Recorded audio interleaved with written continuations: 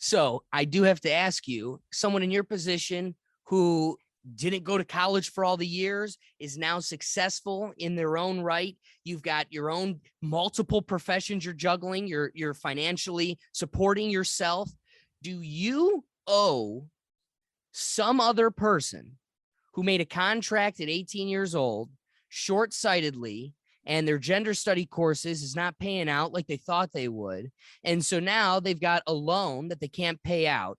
Should any bit of your taxes go to paying them back or paying off their loans?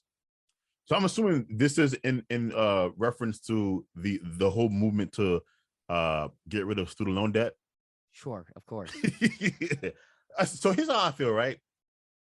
Those individuals obviously made a conscious decision to take out those loans, right? In the word loan is the expectation that this money is going to be paid back. It's not a grant. It's not, a scholarship. It's a loan. So you took this money with, believing you're going to pay it back, right? And so on the principle, I'm against the whole student loan thing. Also because it's kind of being talked about like it's going to help, poor people and this and that. But no, most Americans don't go to college, right? So right. The people who go to college, usually, even if they aren't rich, they are still a part of, quote unquote, what I consider to be middle class, upper middle class, or the elite, right? Sure. Because the rest of us don't go to college. Now, here's why I am sympathetic to the position, though, in that, unfortunately, in this country, if enough people do something that is not wise, it has an impact on the entire system because of how connected everything is, right? So, we aren't in the days where individuals are the only ones that impact their own life. Right. Those days are gone. With Social Security, with all of these taxes that you brought up, with the social programs, with the budget, the economy, we are a lot more intertwined than we used to be. And so it is becoming a burden on the American economy. The fact that you have this segment of the population that has all of this debt, which it prevents them from doing things like getting married and, having children and, et cetera, et cetera. And so it snowballs into causing other problems. And so now I'm thinking to myself that whether it will be like a net good to do this thing, even if on principle, I don't have, that much sympathy for these people. Does that make sense? It very much does. Yeah. Now, might I propose to you another argument to the same finger of the same hand, and I think you might actually agree. Okay, so first off, I do like your position. This tends to snowball into other financial sectors that affect us all. Now, my question originally proposed to you is that the check that you should pick up? Again, you took a totally different path. I want to make the argument so that I had mentioned you earlier. I went to law school, so I kind of tend to take like a legal perspective. And the funny thing is, there's a basic understanding in contract law that you cannot contract with somebody under 18 years old simply on the basis of capacity. The law does not view you as having the capacity to make this contract. You are 100% making this contract with 17 and 18-year-olds. And it's going to it's the one debt that they can't write off for the rest of their life. Your car payment, your house payment, credit card, whatever. This is the one payment in life you can't lose. If you file for bankruptcy, it follows you for life. And you're signing that at 17 years old. You're signing that at 18 years old. So one, I want to say that the contracts, if anything, if I have to lay on the sword where you get bailed out, the contracts are void. So the person I think who should pick up the bill is the person who contracted with them to begin with. So, i.e., if you took the loan from the government, but that comes back to us, or if you took the loan from a private lender, then they have to pick up the bill. I don't think it should go back to the government. You know who really should? The university, who's also getting $15 million in subsidies from our taxes. So our taxes pay. I went to Miami of Ohio. they were destroying very good buildings and rebuilding them and redoing this part of the universe every year, something new, something grandiose. And you want to know why? Because we get X amount of dollars. And if we don't spend all of those dollars, next year, I can't come back and ask for more. So we're just looking for shit to spend the money on. We just got to keep spending the money so we can keep asking for more. So I think, yes, this can easily snowball into a bigger financial problem that affects all of us. But I don't think it's me and you, the laymen, that are the hamsters in the wheel that should be picking up the bill, especially when we're subsidizing all of these assets or agencies that are profiting. The other thing is, you brought up how the rest of us don't go to college. It's absolutely hilarious that we've got all these people in this, I don't know, fictional delusional trick that college is the golden ticket. You get the degree, you get the piece of paper, and now you're comfortable. You know, you'll get a house and a car and a picket fence and everybody will be happy. And then you get there and you're like, whoa, I got to make this happen for myself. And now it's an overflooded market. So even if you are moderately valuable, you're overflooded. And so now you're less valuable than you would have been otherwise. So the beautiful thing is, on the flip side of the coin, the people that didn't go to college, the trades are worth like 3 times what they were when me and you were even considering going to college. A plumber is 100% making more than the vast majority of people out of college, and has been making that money for 4 years while you were going into further debt. So yeah, the my plumber, position shouldn't be you picking up the bill. Yeah, plumber, HVAC worker, electrician. Yeah, the trades are really where the money's at, especially if you aren't like a great student. I wasn't a great student, so that's where. And I also, something that else has happened. College to me should be reserved for lawyers, doctors, the STEM fields. There's like a handful of careers where, yeah, you should go to college. But you have these people now going to school for like women's studies and Afro history. I'm like, what job are you going to get? So I got to tell you, your channel was like a beacon to me, because one of my degrees in college was philosophy. And don't get me wrong, there are plenty of nights in the basement where the boys are kicking it, watching TV with the haze at night, and the television show would make fun of philosophy majors, and they'd all go, "Oh, that's you." And I understand it was the joke. I was in college experiencing it as it was a ridiculed degree. I could tell you wholeheartedly, it was the greatest impact on my evolution. I could never be a lawyer in my life, and that was just what made it crafted my ability to think. So I found a lot of value in it. But the only reason I took it was because philosophy majors did the best on the LSAT, which is the test to get into law school. So while a lot of people were going into, pre-law and all these things, statistically, philosophy majors did the best. So while people ridiculed and everything else, I had a plan. I took it on my chin. Friends and people at the party were, "That's the joke major. I'm a marketing major, and you're going to find me on Wall Street, you loser."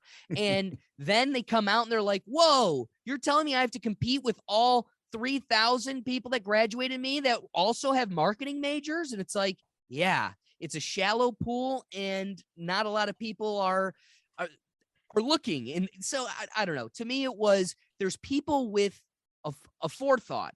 And when you, sorry, I just remembered one last point I want to bring up about the college debt as well.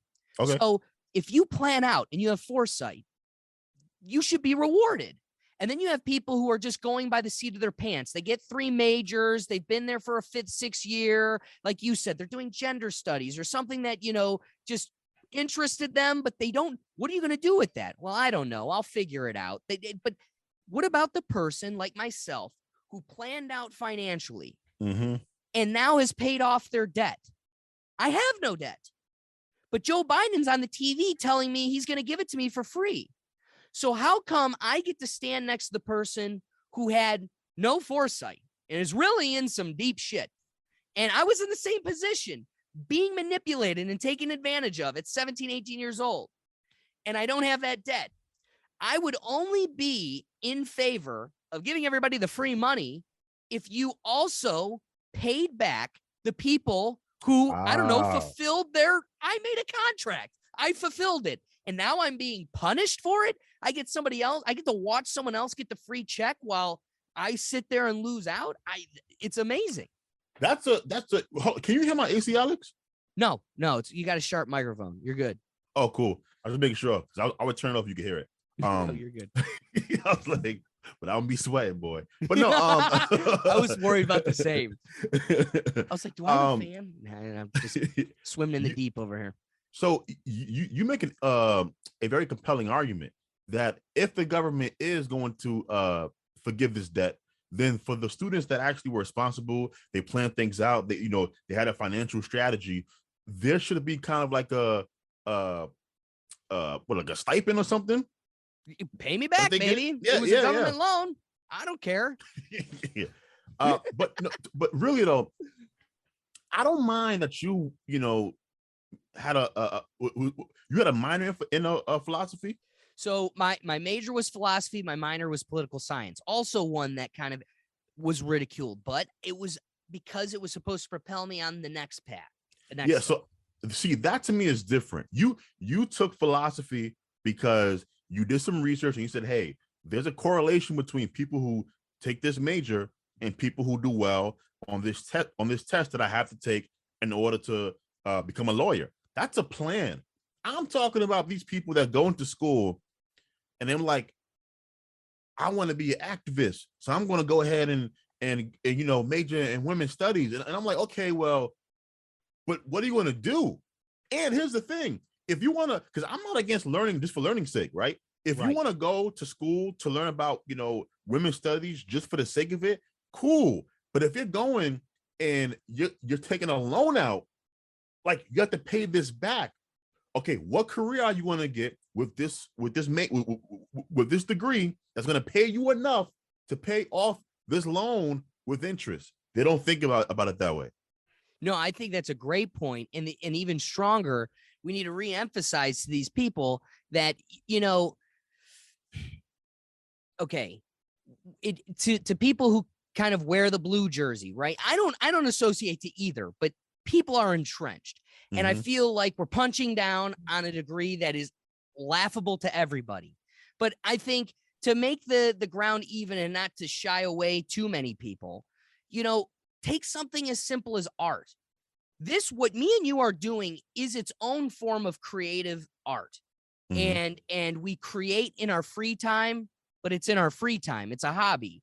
So do I appreciate the person that went and took a $100,000 loan to master drawing? I appreciate that you love it that much. But it is unfortunate that maybe I had a father that was like, you're not going to get to be an actor, so figure it out. Mm-hmm. Or be an actor and realize your life is going to suck. Because you didn't have that confrontation, or maybe you did and you ignored it, you didn't heed the warning, doesn't mean I should be responsible for it. Everybody knows of the struggling artist. And so when your paintings or pottery or your cello, you were an instrumental the whole time. I mean, oh my gosh, the best you could do is be a high school music teacher. Someone should have told you that then. Like someone maybe in the university should have told you where the ceiling of this was, or maybe you should have considered that. But gender studies, that's new. I don't even think it's fair that we just keep punching on them. There's a flurry of. Oh no, I said Afro studies right after that. I think you missed it. African American studies. I said that. What else is goofy? All of these new social sciences that aren't real science, that are made up, those aren't good degrees. Can I emphasize one thing? Yeah. There's two guys. I'm going to have it on the screen here. I always forget their names, but there is this classic Joe Rogan episode, dude, where there's a philosophy professor and a mathematics professor. Dude, when you go back and rewatch this, or I'll text you, I totally implore you to watch this. It'll craft your check it out. I love Rogan. On all of university. So these guys go to they work as professors at two prestigious universities. To be a professor, you have to write like X amount of journals a year. And out of all those journals that you write, X amount of them have to be published. And that's a big deal for professors to get your journal published. Then when your journal's published, it gets in the circulation of universities. Now, other universities are incorporating this published journal into their curriculum. They're teaching it. And that's how work gets into the classroom. It's from other published professors. And these two guys wanted to show, as kind of a Trojan horse attack, that, oh, wow. So we may have to do this in bits. So just I see the just to timer. give you, I just got a countdown on Zoom that we have 10 minutes. I've never had that. Normally, what'll happen is if it's two people, it gives you infinite time. I've never seen that before. Anyway, Zoom just has to squeeze $1 where it can. I'll probably just buy another one and bring in. But dang. So these two professors, they're like a Trojan horse. They write all of these articles. So again, one's a mathematician professor and one's a philosophy professor. They start writing journals on gender studies and everything, and to show how phony the science actually is. They made it all up. And they got 8 of them published, and the most referenced at Yale, Harvard, across the whole country was how dog parks make dogs gay. Not founded in science at all. They totally pulled it out of thin air, and they wanted to show how it just gets, once, if you're just scratching the machine's back and telling it what it wants, it'll purport you and you know, I guess. But look at the guy who created the mRNA vaccine. He patented the mRNA vaccine. He comes out and says, hey, this science is a little fishy. You should be careful. And they're like, nope, not what we want to hear. They turn you off. So it was just a really cool story. These two professors put their careers on the line, lost it all, just to show to the people, and still the people didn't wake up and see that all this stuff being peddled by the universities aren't founded in anything but a narrative they're trying to push. I wanted to ask you a question, kind of going back. Are your parents still married? They are. How about yours? Same here. And I wanted to bring this up because you said you spoke about your father kind of being the one, kind of busting your bubble a little bit in your early years about, hey, you're not going to be an actor. And my father was the one, because I was trying to go to school but not because I wanted to learn. I was trying to go to campus, to have the experience, right. Women and parties and all that other stuff. Right. And so I remember, filling out applications, for aid and whatnot. And I got off for like 2 scholarships and 2 loans. And my father, looked at the financial information. He was like, look, man, I don't think you should go to this. Right. So kind of to your point about having somebody, an authority figure, kind of bust your bubble, telling you the truth, because to your point, we know about the studies that, the human brain doesn't really finish developing until around 24, 25 years old. Yeah. Right. And you're not thinking with a full deck of cards when you're making these decisions at 17, 18 years old. And so having that authority figure, in our case, it was our fathers being the ones saying, hey, you shouldn't do this, right? Looking out for you. I wonder if there's ever been a study on this, on how many of the people who took on this massive amount of debt come from broken families or homes where the father wasn't there to begin with. Interesting. That would be a great research project, because I wonder. The other, I could see that's the most preyable type of people, right? Like that's the most manipulative or easily. But here's the other side to it. I think when our parents were our age, college could really get you somewhere. It was something that, like, it was really hard and not everybody could do it. But if you got through, you did have kind of a leg up in the market. And I think those people saw that benefit and trained all of their kids. Now, my whole generation, your whole generation, is a wave of people who are the first in their family to go to college, which could lend to your point that they're coming from these broken homes. But I think it's more of a Wizard of Oz fictional delusion we've created. I think it's outside of our parents. It's in the school system. It's in what we're training everybody. Every kid is taught that, like, go to college and you'll be a doctor, lawyer, professor, and you want that car? That car comes from college. Well, it doesn't. And so if we're training that into everybody, I think your father thinks it, or you come from a broken home and you think, well, the way to get out of this place, this tough situation, is to go to college. So I think it's on both sides. The same people who are like, yeah, my dad went. I mean, my dad didn't go to law school. And I'll tell you, it's so funny. Every lawyer, if you go to a lawyer and you go, hey, I'm thinking about going to law school, every lawyer will tell you, don't do it. Don't do it. And every bit of my soul said, well, this is what I was meant to do. So every person told me no. And back to your looking to authority, you've gone through it. I'm looking for suggestions. Don't do it. Don't do it unless you need to do it. And that was me. Now I went through it, took on debt. It was stupid. And now I'm on the other side and I've become them. Don't do it. Don't do it. It's a total waste of money. It's a total sham. It's gatekeeping at its absolute finest. Do I think it definitely made me a stronger thinker and writer? Certainly. But I think it's just so friends, it's been circulating. Friends have been, trying to ask me, do you think there's a proposal? You need a license to fish. You need a license to do this. We should need licenses to be a politician so we can have better standard of people who represent us. It's like, guys, we don't want more gatekeeping. I would love for a mechanic to represent us. If he's articulate enough and educated enough, the reason there's this dissonance between what laws happen and what the people want is because those representatives aren't us. I want regular people there. So to me, less gatekeeping.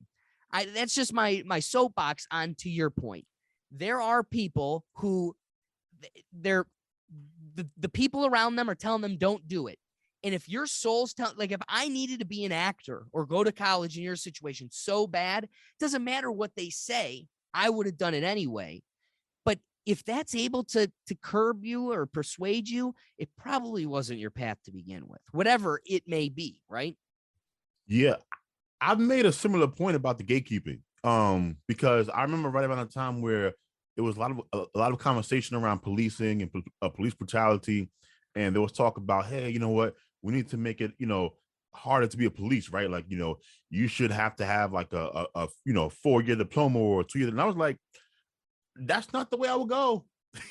because I don't think that's the actual problem, right? I don't want to make it harder to become a police officer. In fact, I like the fact that police is a profession in which you don't need a degree. That should be a job where all of your training comes part of the career. Like, even the law, any laws you have to learn, you should learn at the police academy. Right. This thing where we're constantly trying to make it harder for people to get to the money, I don't understand. Well, there's a bigger social problem. I want to put police and teachers in kind of the same box when I make this point. These are members of society that are probably the most pivotal. One's molding your youth, the other one's keeping the peace. They're the most pivotal to your day-to-day and your future, and yet we pay them so little. I'm going to law school. The bottom 20% of every semester gets cut. So it's very cutthroat. It's the worst academic environment. Everybody's trying to chop each other at the knees. And so while you're doing this situation where you're trying to grow and everything, I'm sitting there worried, am I going to get cut? Am I going to get cut? And if I get cut, my backup plan is, I could be a cop. So I'm not good enough to be a lawyer, to know the laws and protect you from the government. But if all else fails, I can be the government and its force, and I would know the laws less. So there's like a standard thing, right? So the standard's lower to be a cop than it is to be a lawyer. But the bigger problem is the lawyers and the doctors of the society choose to be those professions over being a teacher. There's so many people that'd be great teachers, but they opt out, or they'd be great police officers, but the money isn't there. So we've reprioritized ourselves where the most important positions end up getting the most, the bottom of the barrel sometimes. I agree. I think teachers should be paid more, and then cops. But again, most importantly, teachers. My thing is teachers. All right, you ready to start this bad boy? Yep. So I love that term, think tank. Think tank. You know what a think tank is? Like, how's a think tank go, Jamie? Yeah, they got cancel culture nowadays. You gotta watch what you say. It's getting real scary out here.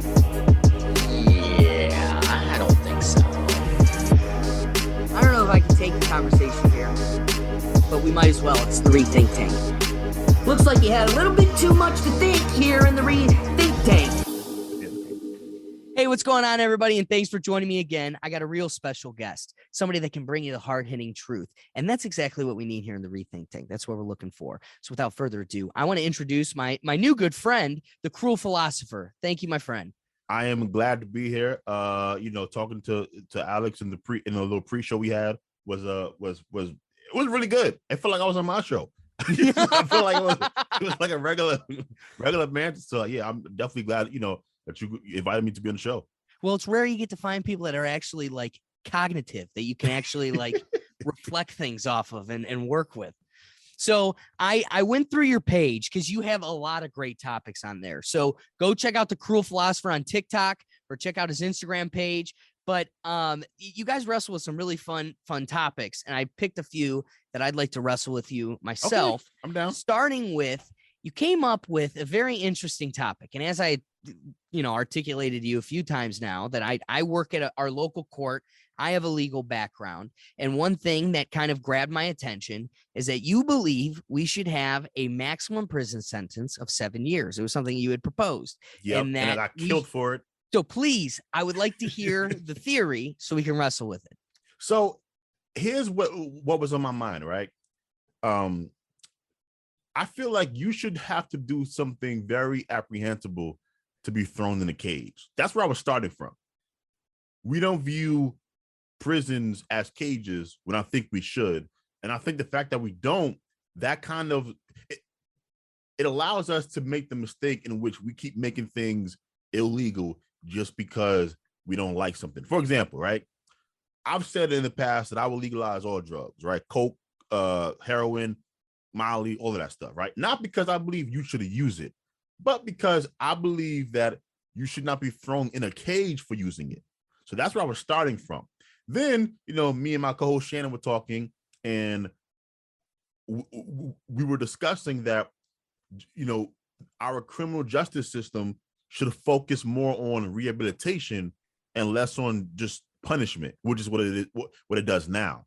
Right. And if we focus on the rehabbing side of it, like Norway does, like Sweden does, I think 70 years is a good amount of time to kind of fix what's wrong with somebody mentally, or decide, hey, we need more work. Because in the comments on TikTok, they were killing me. Like, I did not say. Ignore those comments on TikTok, man. I got to tell you, the people commenting on TikTok have to be the lowest end of thinking on the thinking spectrum, because I'll make like a super poignant point about NPCs. Like, that's a topic I could go on forever. Just calling people NPCs, thinking half the world is AI and all that. It drives me nuts. And then guess what? All the comments are, that's exactly what an NPC would say. Yeah, bro, this dude's totally an NPC. And I'm like, you missed. I had such a great point, and you totally missed it.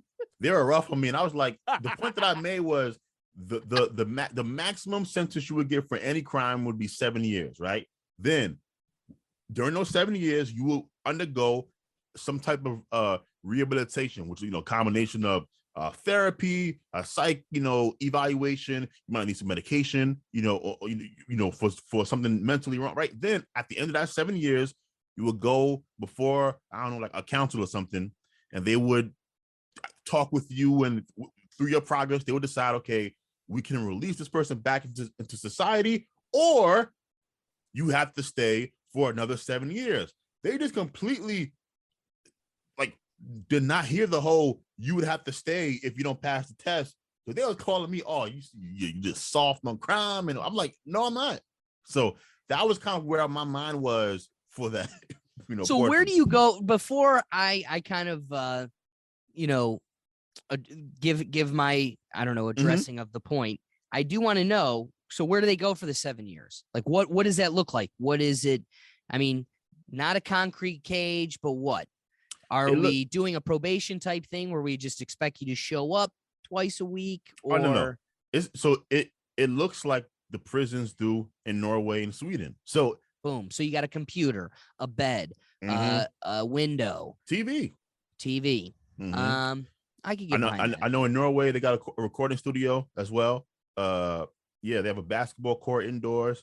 Yeah, I think it should be as pleasant of an experience as possible. Pleasant? Absolutely.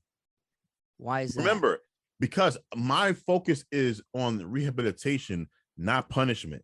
If your goal is if the goal is punishment, America has it done exceptionally well. We have cages. We like the fact that everybody expects to get raped in jail is insane to me. Like, yeah, it's a running joke. Dude, how about this one? We had a guy in jail 2 days ago claim that he was, sexually abused by one of the officers so he was in the regular muni jail. Mm-hmm. When he got down to county, he made that claim just so he could get a rape kit and be isolated. That was his whole goal. He's like, I want to be by myself because county is so rough that like, you don't want to be with the regular population. No. So like this guy was doing everything he could just to be isolated from, and okay. So now I'm going to try to keep, I think in long thoughts, and I know I can get narrative. So I'm going to try to keep it short. Okay. But the first thing you had said was it should be something absolutely reprehensible to be in a cage. Mm-hmm. I agree with you on surface level, but see, here's the problem. Talking to someone as sophisticated as you, right? You are a functioning member of society. You're not going to rob the lady of her purse walking down the street. You're going to pay for the Pringles when you want them at the deli. That person, when we sit down and have a cognitive, rational discourse, would be like, man, if I'm sitting there in front of the judge one time, it's earth shattering. It's a big deal. The problem is how removed we are. And I also have to remind myself every day I'm at the epicenter of bad people. So don't let it be, reflective of everybody. It isn't reflective of everybody, but there's this reminder every day that there are people that are just gone. And yeah, today it might be petty theft, but take something like domestic violence. Mm-hmm. You'll have somebody that beats their wife or their girlfriend to a pulp. Mm-hmm. And the wife or the girlfriend doesn't appear. So the state has to dismiss the case and they're back again. Mm-hmm. And this happens a month later and it happens a month later. Oh yeah, they're back again. And once it becomes multiple, we can kind of get a little bit more intrusive, but like if a victim isn't showing up, the state really can't do anything. Mm-hmm. And so it's this cyclic behavior and you just throw your hands up in the air. You're like, there's nothing we can do. That's a heartbreaking scenario. But then there's people where it's like, whether it's a mental health issue or a financial issue, or I think it all compiles on itself, right? You came from a neglectful and abusive home. All of these issues, when you grow up, you don't know how to cope with your problems. You don't have the ability to professionally support yourself. And inevitably you're always there. So I agree with you. It would be beautiful if we could take that person and, blanket statement, magical world, put me with SpongeBob when he goes, imagination. Like if I just rainbowed like rehabilitation, like the judge that I work for, when you keep messing up and everything else, like a thing she loves to say to people is, I can show you, but I can't understand it for you. And so there's only so much you can do for people. You can only make them care so much. I mean, take like this white girl that works at the local bar who has she's a single mother, and she's got, a 4-year-old kid as a barmaid, and she gets in trouble for cocaine, and then she gets a deal with, she pleads out, we set her up with probation, and she just defaults on everything, isn't showing up to probation meetings, isn't showing up to this and that. And, then the courtroom has no authority. If like you're not showing up and we just let it not happen, yeah, it was just for doing cocaine. It was something petty. It was just drug use. But now the court has there's no authority. You just brush it off. So now what something was petty, now you're going to jail. Or take something like a protection order, back to the domestic violence situation. You have a husband or boyfriend that beats the wife or girlfriend. Whether or not that scenario, is resolved and you're found innocent, throughout that whole period, there's a protection order by the court says you cannot contact them, be with them, complete separation. And then we bring the guy in on Zoom and he's in the car with her. She's zooming in, and I'm like, Judge, they're literally in the same car, and that's why we're getting this echo and all this stuff. And so now you're wasting our time. A protection order has no authority now. Let's get back. Let's be tethered thinking humans. So your position is, well, you shouldn't just go to a concrete box. That I agree with, because it's just what we're doing is making professional criminals. It's criminal university. You go there and learn how to become a better criminal. And when you're seeing these 18-year-old boys go there for something petty, even for a month, that's going to be a pretty impressionable month in the rest of their life. So there's a thing we have to balance here, and it's chaos and anarchy versus rehabilitation and actually helping people. The problem is, I don't think the people who can actually truly be helped to the fullest are even in front of us to begin with. And I know that's anti the system, innocent till proven guilty. But I came in here with everybody's innocent till proven guilty. But now I've seen you here 11 times and I've only worked here 2 years. So I'm starting to think you've got more of a nature to this. No matter what you look like. So to your point, right? Let's go to the domestic violence scenario you presented, because I think that's actually kind of a point that I could build or strengthen my argument on, right? So in that scenario, you have a violent act taking place, but because the victim is failing to cooperate with authorities or show up to the hearing or whatever, he's not being prosecuted. Right. So what I'm saying is, in my scenario, that individual would be prosecuted just off of the action alone. Right. And so, there's a domestic situation, maybe not the first time, because I also am very not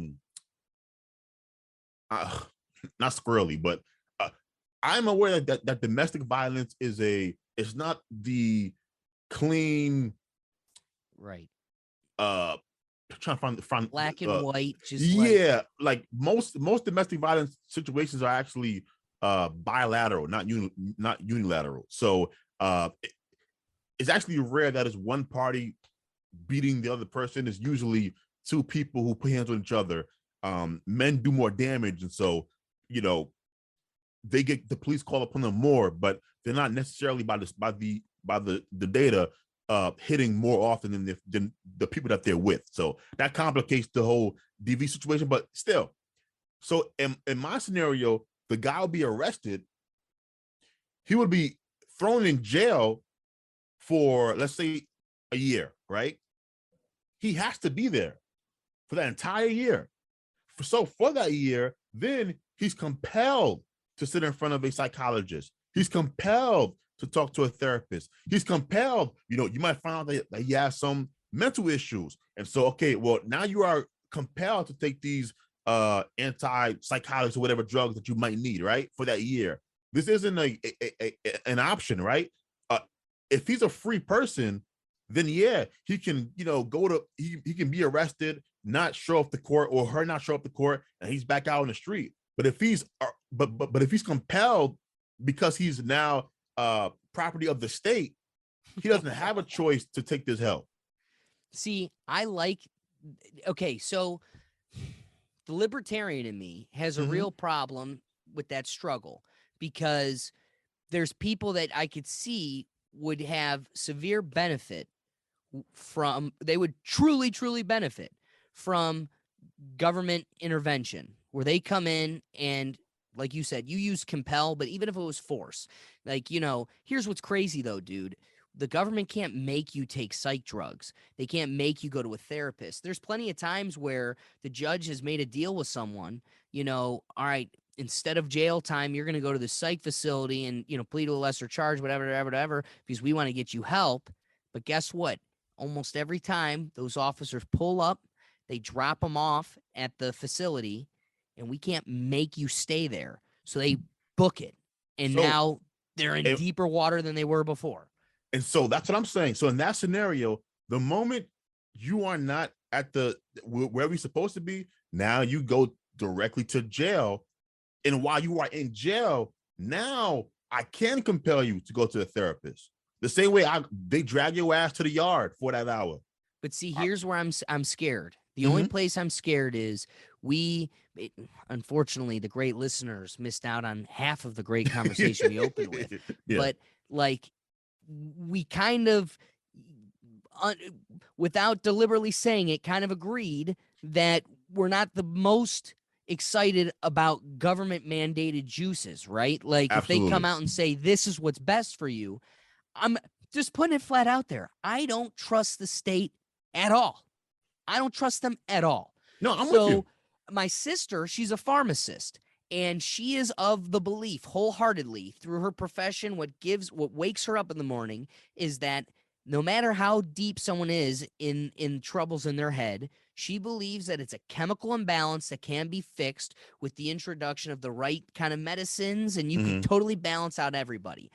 I can't say I've necessarily agreed with that, but I can definitely say over the course of her career, in just this short time, she's definitely, convinced me more increasingly. I think it's possible, but I don't want the state. I would like to go to my sister, the doctor. You go, what are your suggestions? And she goes, this is, what I think is best for you, and here's why. And I'll most likely accept it because I come from a place of ignorance anyway, and I don't know how these drugs work, and I'm going to trust you.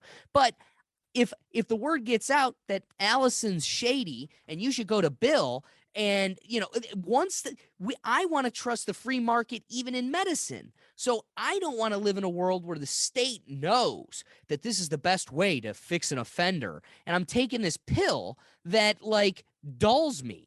Now let's go back to the other side of it. Everybody here is grabbing their pitchfork, and this will be one of the topics that we get to, but we need to free that Griner girl in Russia. We need to save this girl, because can you believe it? She only got in trouble for smoking pot, and you could get that at a store here.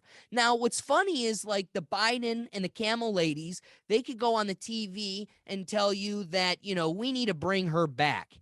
At the same time that they perpetuated 20 years of laws of putting your dads in jail for the same thing. So when Tulsi Gabbard's the one that came out yesterday and goes, they're all full of shit. They're talking out of both sides of their mouth. They want to save this poor girl from weed problems because it's just weed, but they don't want to let your dads out of jail because they proudly did that for 20 years. Yeah.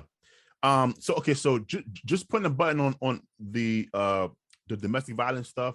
Then I do like where you're headed. I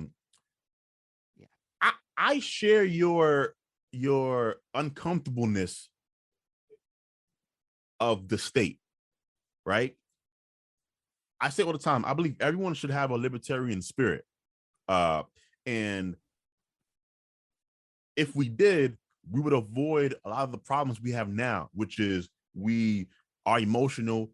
We ask the government to make some laws for us for whatever reason. Then we quickly regret giving the government the power to make those laws. So I agree with you.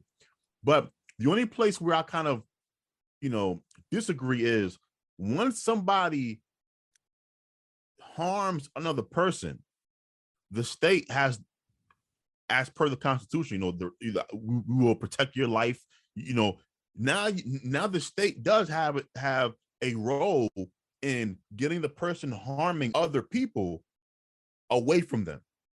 That's where jail comes in. Where do you draw the line of harming other people? Because what if the state, we put a lot of faith in them. What happens when the state comes out and says, hey, you not wearing a mask kills his grandma.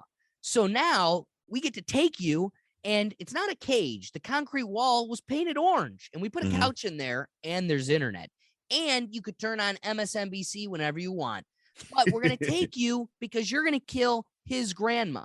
So I agree with you. The problem is they just bend the lines. Look at just the metaphor for is they gerrymander, right? Literally, they draw districts just to get the votes they want, the legislation they want, not based on, okay, the number of population or whatever. They manipulate and change the lines to get exactly what they want. So Camel Lady can spend 20 years putting dads in prison for something we casually do when we're cruising with our buddies. And it's the state said it's bad. And now the state said it's not. So what do we do for 20 years? That person who was doing something that probably helped them in many ways, or could, or it was just something recreational. And now we're giving them a pill because they've created some bullshit science that says, well, you have a mental, they put in newspapers that it made black men crave white women more. That's why we need to make it illegal. So I remember that. Who's to say that they're not going to create something that it's like, well, this pill that's just an antidepressant that numbs your brain and kills your nerves. Well, what it does is it makes you crave marijuana less. Yeah, it's also melting your, cerebral cortex, but it's like, but you don't want weed anymore. So I agree with you, but I think me and you agree the domestic violence scenario, there is no expansion of harm. Like, you are physically harmed. If you punch a woman, you have physically harmed her. Right. so and I hear what you're saying, but that does not apply to the DV scenario. And so what I'm saying is, in the case of you physically harming somebody else, like striking them, raping them, murdering somebody, you have then clearly broken the law. Now you will be handed over to the state. We do that right now. Right. The only thing that I'm asking for is, instead of just throwing them in there for however long you just sit there, hey, how about we actually do some rehab? This way, when they are released back into society, we're safe. Like, no, I agree with you. This is for us. So now let's look at it in another frame. Think of 100 people, right? So we're just thinking statistics. Mm-hmm. A room of 100 people. If all of them committed crime X, whatever it could be, punching their wife, killing someone, robbing the bank, insert whatever crime you want, but you have 100 of those perpetrators. Okay. Some of them did it out of desperity. Some of them did it because they were bipolar. Some of them did it because they came from a broken home that compelled them to act irrationally out of anger. Whatever narrative you want to apply to all of them, but they all committed it. They're all very different. They all came from different places. Statistically, out of 100, 60 people being 60%, the question then becomes, out of all 100 of them, when you take them, you put them in the pretty Sweden room for, you say 7 years, we'll say, so 1 year, 7 years, somewhere in there, we play, whatever we, after analysis and research, find is probably the most productive. You come up with 1.5 years. So you take 100 people, you put them in the Swedish room with the orange walls, the bed, and the internet for 1.5 years. They talk to a therapist. We analyze, they get a psych evaluation. We try to find ways to better them. Statistically, one of them, it's not going to work on. Got you. Yes. 100% of the time, one of them, it's not going to work on. So the question then becomes, it's a sliding scale. How many of them does it work on? How many of them it doesn't? 99 of them? That's pretty solid. 80-20. Okay, now we've got 20 people that, no matter how fluffy you make the room, no matter how much help you offer them, they are still going to leave that room corrupted and a danger to society. Absolutely. The question is, keep them. How do you create? Keep them. No, listen. That's my listen. If you have people in prison who if I let this person out, they are. I can almost be assured they are going to harm somebody within the next 6 months to a year. Keep them. How do you evaluate that? Well, see, I don't know. Is it recidivism? Is it letting those 20 people along with the 80 that were successful? Is it allowing them to reintegrate? And then through recidivism, when you come back, is that when we realize, okay, we got to keep you here longer? Or is it the state who gets, because here's my problem. I know algorithms are turning off what I'm saying. I know that when I use trigger words or I'm not playing their game, you're too smart, you could have too much influence, and this is not a narrative we allow. Mm-hmm. So what happens when that person who says, hey, just pick a topic, vaccines, they killed Kennedy.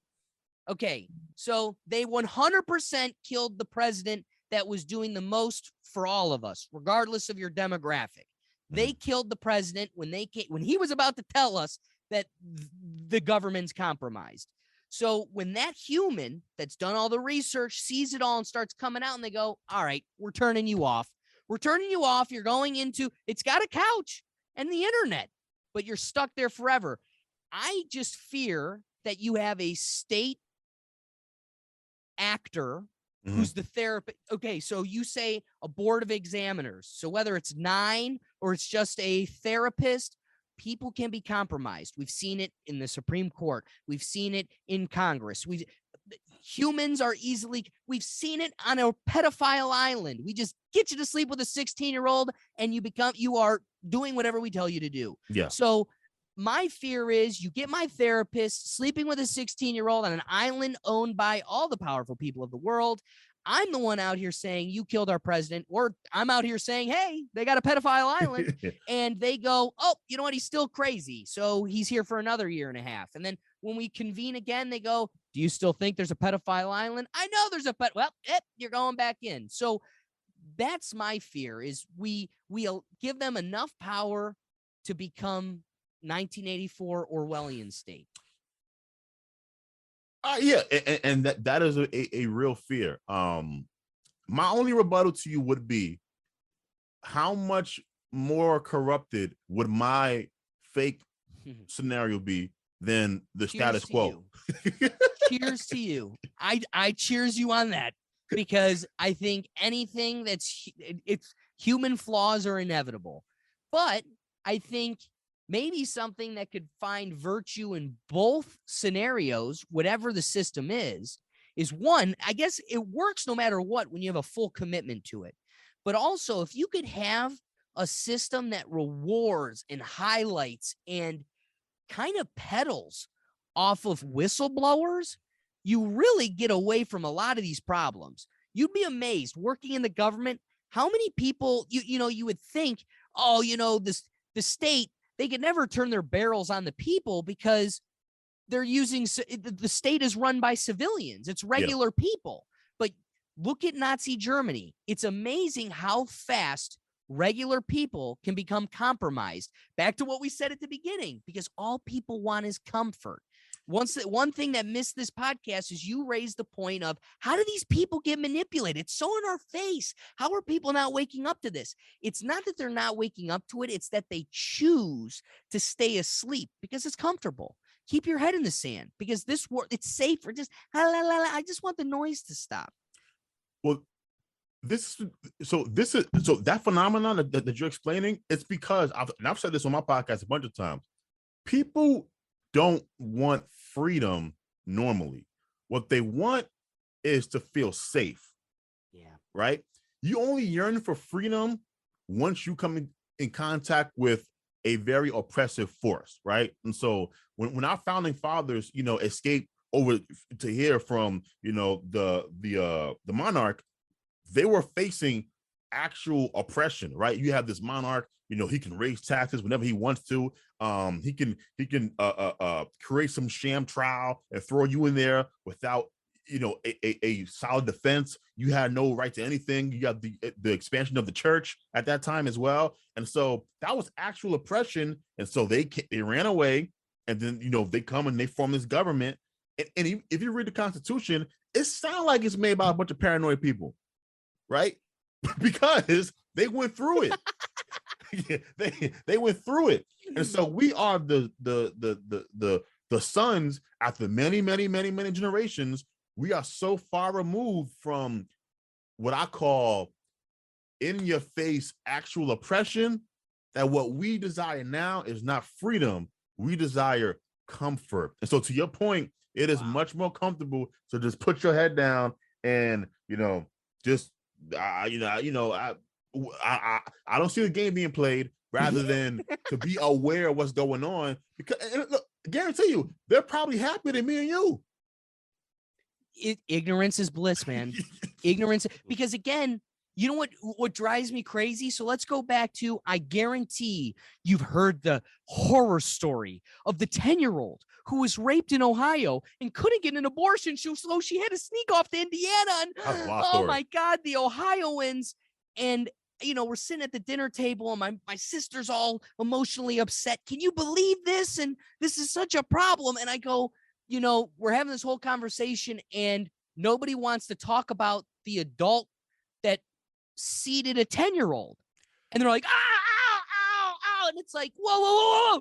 Because that's the more egregious offense here doesn't mean that's not the most important part of this conversation. And, whoever's writing the story we're living right now is so good at what they do because both sides loses perfectly, evenly, because just when that was the perfect abortion point, then the guy was an illegal and the Republicans get to go, and it's just like everybody loses always. Not only that story was so weird because then there was like a New York Post article about it.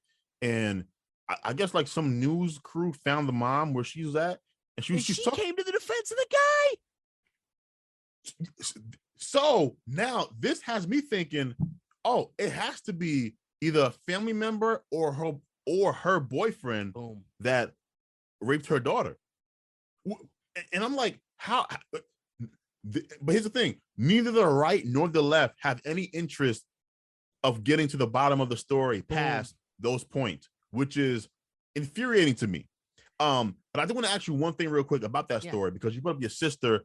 When she heard it, she was being very empathetic. And I want to ask you a question, because I think a lot of the problems we have today in politics runs downstream from women voting. Now, I want to be clear. I'm not saying I don't think women should have the right to vote. That's what I'm saying. Cruel Philosopher's gunslinging, baby. I'm simply making a very important observation that once women did get the right to vote, something changed in politics where empathy became much more important than it was when they couldn't vote. Now, that's a very important trait. I believe we should be empathetic. I'm not even one of those people that are against any social programs. I think they should be limited. I think, you should only be on it for like a couple of weeks, probably, just get back on your feet. But I'm not, totally against any social program. And I think women voters played a large part in, introducing that into the political consciousness. However, I think if you kind of look at the world today, and if I run through the things that annoy me, like the police brutality narrative is largely driven by women. The trans stuff, it is driven by women. I'm trying to think what else I care about. Well, here, can I offer one thing? Yeah, go ahead. What I think it is on balance of, I think we tend, and that goes to show how gender is not just this construct, but it's a nature to things. But I think you're associating a genitalia to something that I think is bigger than that. Okay. Like Jordan Peterson always says, a society, you can't just turn, like maybe he comes off more conservative and he agrees with a more conservative view, but he even says if you were to eradicate and turn off all the liberal voices, you would have a damned society. So the most perfect flourished society is this balance of the liberal versus and trust me, I don't want to play their words because I emphasize all the time on this podcast, I'm liberal. I don't care who you're or what you're smoking on your property, as long as it doesn't affect me on mine, I'm liberal to it. So I'm just using their words. Most Democrats aren't liberal, but I'm just trying to demonstrate this red versus blue. There's like a hot and cold to everything. And so you want people who focus on empathy and emotion only if they can be balanced with the people who deal with the facts of the matter, the logic, that see through the emotion of it, that will give you the cruel philosophical truth to the position. But also that person needs to be constrained with like, yeah, but have a heart. Those are totally people agree. too.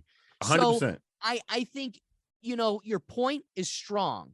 I don't necessarily agree with assigning the gender because we're living in this point in life, dude, where, it was more real with the Vikings. It was very clear. These guys totally covered in hair. Absolutely. These girls very voluptuous and fluffier, whatever you want to say, but like definitely different and distinct. But we've introduced so many things that are unnatural into our world and into our diet. We're consuming, the average American is consuming about a credit card of plastic a day. We're introducing hormones through McDonald's and other things. We're having genetically modified chickens that, have overly sized breasts. And then we've got men who are growing larger chests than they ever did in history. We're losing our hair. We're not as hairy as we used to be. There's this weird evolution going on with the human being aside from all of this. So what I would assign to it more than a genitalia is a hormone, right? It's more testosterone versus, what's the female one? Estrogen. I'm blanking out. Estrogen. Because think about it. There are plenty of go look at a female rugby player. She's probably got more testosterone than the two of us. Absolutely. There's the gray area of that girl who runs track. Guess what? That girl from Jamaica is 100% more of a man than both of us. And guess what? Her testosterone shows it. Nobody wants to talk about it. It hurts people's feelings. But go watch that girl do an interview. And it's like, she's got more testosterone pumping through her body. And that's her position. She's like, I can't control what my hormones are creating. This is what my body is. And it could be because she had some plastic in her diet, or she had this food that manipulated it, or whatever the case may be, or this is just the next step in the human evolution. But I think you're seeing it with beta cuck boys and male feminists, and you're seeing it. I think we're having this weird imbalance of hormones, and it can just be attributed to the more testosterone-like person, which is like brute-like, more physical, but also fact of the matter, black and white, looking at things through the emotion. And then the estrogen perspective, where it's like, because again, you've got estrogen boys anymore. And I'm not saying that's a good thing or a bad thing, but I just think it's more of like, I don't know, a hot and cold thing, a red and blue. I just think it's the nature of the beast. Yeah. So here's why I disagree. Yeah. There is a male mind, so to speak. There is a female mind, so to speak. Like, we have the data on this stuff. Even when you look at like little boys and little girls, and you look at what type of toys they are naturally attracted to. And this is before there's much testosterone. You see the boys go and they're pulling heads off of dolls and running trucks into stuff. And then, and they throw stuff, and rough and tumble play exists more amongst the boys than it does the girls. And once again, that's before we have testosterone and we have estrogen. There is a male mind, there is a female mind. And but here's where I am glad you checked me on, because I can't put this on women, blaming them. I blame us. Like, men are so terrified of telling the truth to women. And this is true in life in general, but this is definitely true in politics, and definitely true in my community, especially amongst Black people. Black women run everything when it comes to politics. I don't know if you have the same political ears, but if you think about it and you recall, you've been hearing for the last 4 or 5 years the following phrase: Black women are the backbone of the Democratic Party. Now, I want you to think about this.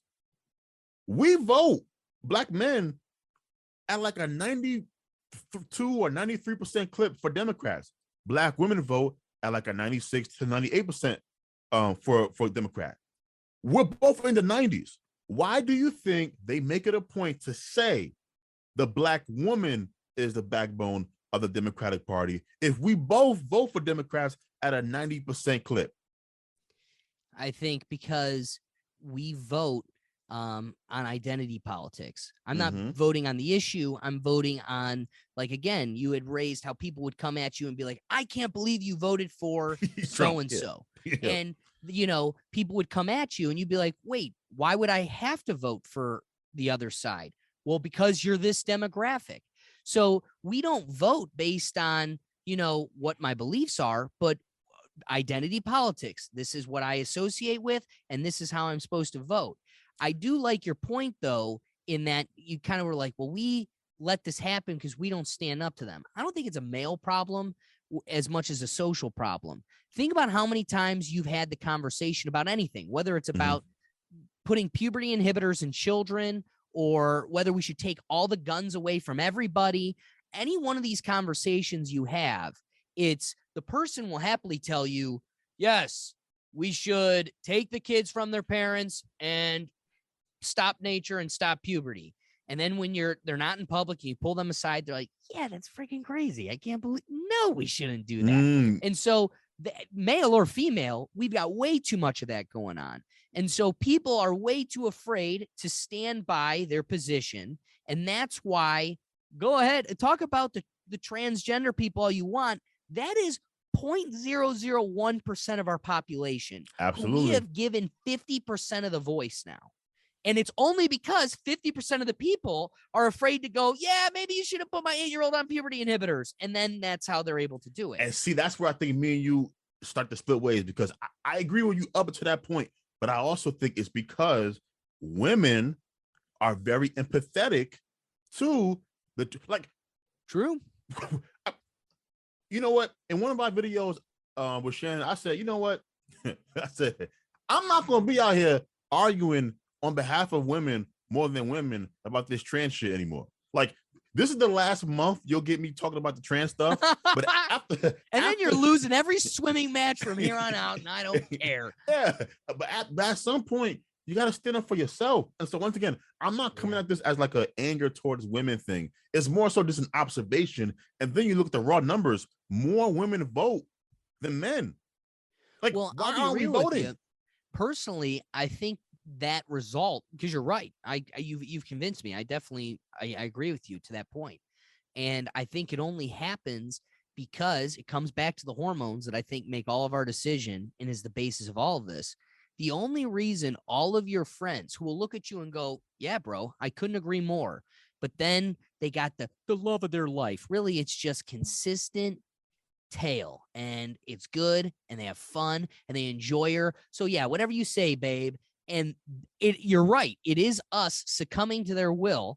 And it's because we have this fear of being alone. We can't stand up for ourselves. There's this weird thing. There's some guys that get it.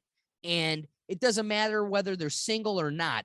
They're independent, and the woman doesn't make or break them.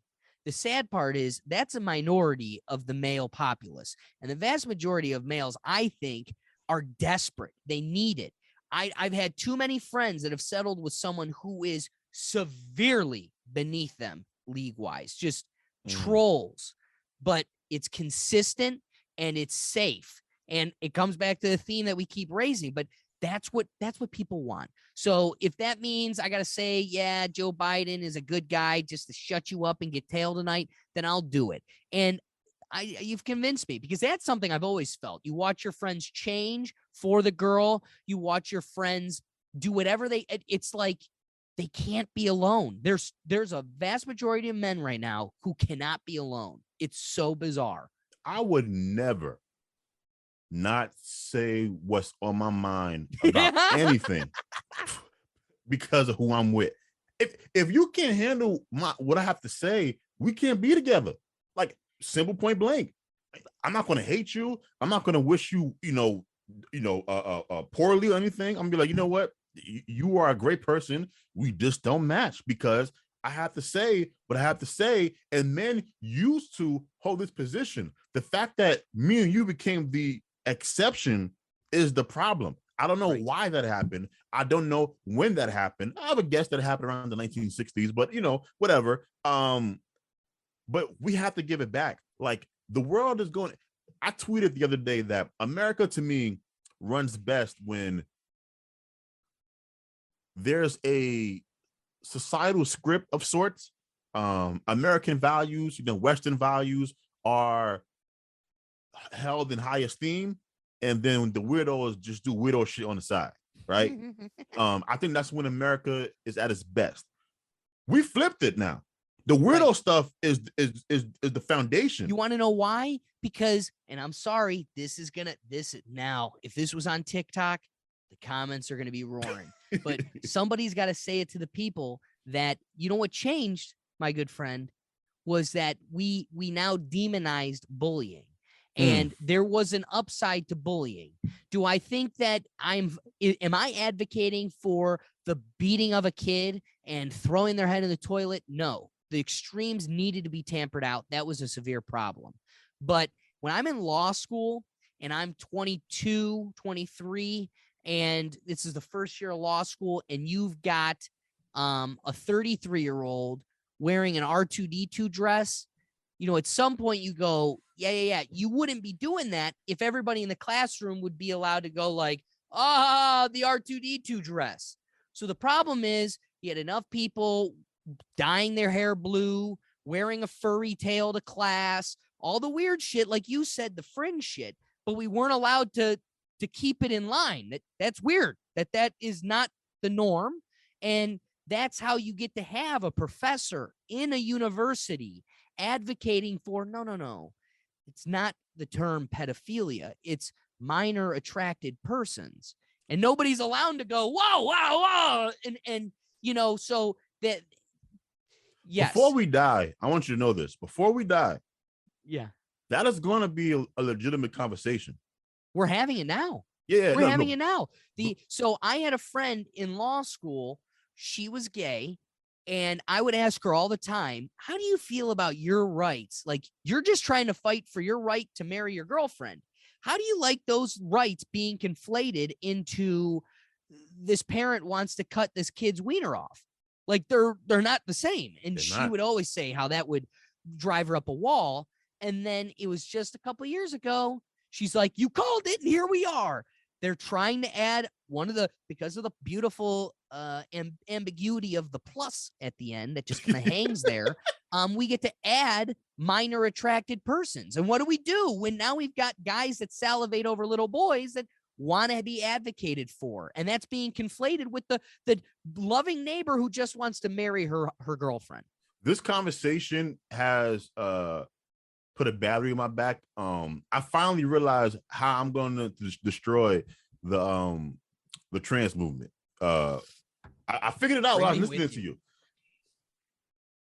We have to turn the alphabets against each other, right? Because what's happening is, and it comes back to the Chappelle bit, right? Yeah. All the letters in the car. Yeah, the greatest bit of all time. No, but it makes sense. L, G, and B makes sense. That is orientation, right? Like, I'm attracted to same sex, or in the case of B, I'm attracted to both sexes, right? That makes sense. Transgenderism, which is gender dysphoria, that's an actual medical condition.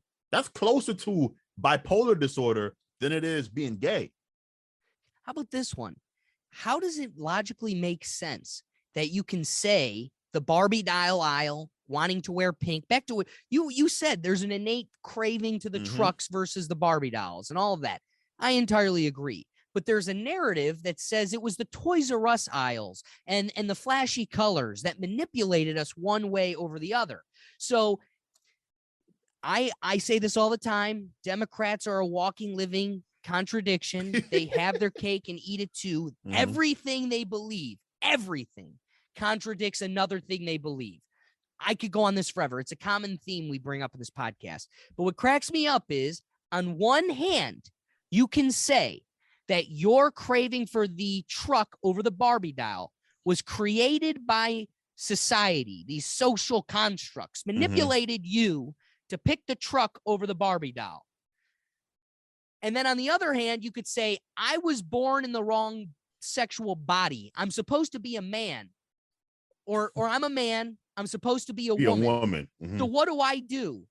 I turn myself into everything society constructed as a woman. If I'm supposed to look like, if this is my nature, you know, there's plenty of women that's wearing what I'm wearing right now. And what I wear for the outside doesn't matter.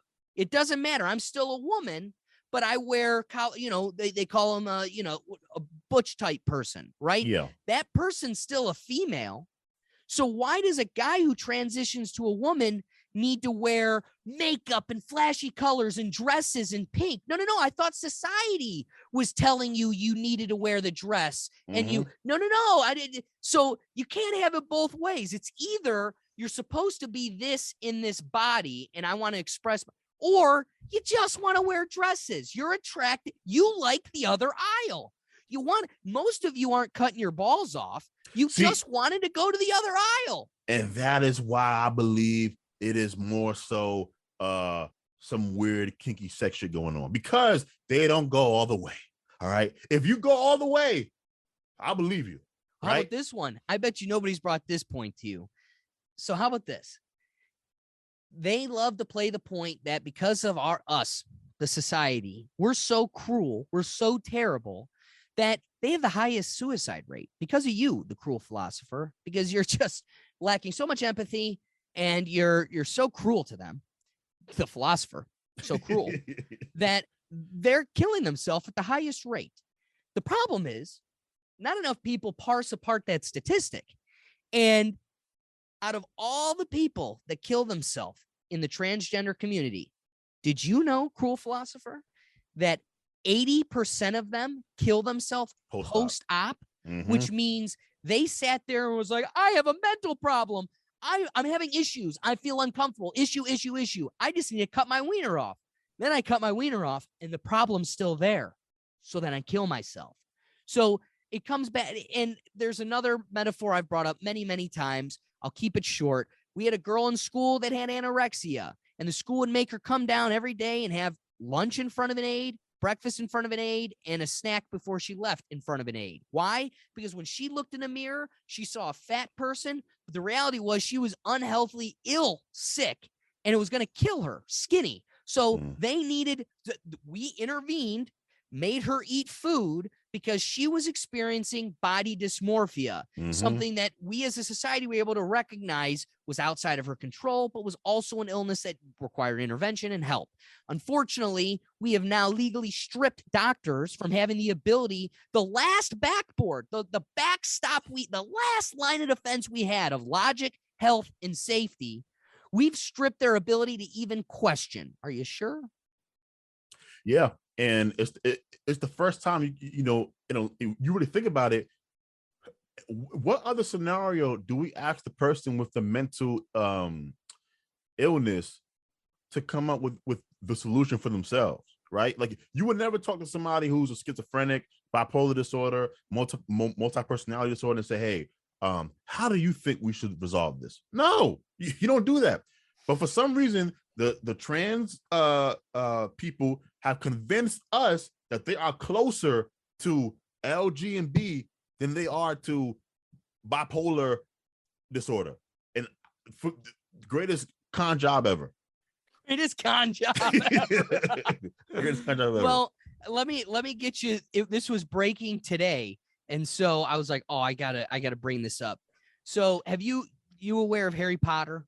Yes, love Harry Potter. Okay, so you know all of the controversy surrounding J.K. Rowling, and she's come out, and I mean, you have people like Jordan Peterson. He gets kicked off of Twitter because he dead named Ellen Page. You've got there was another girl, I can't remember her name. She was kicked off of Twitter for saying only a woman can be a woman.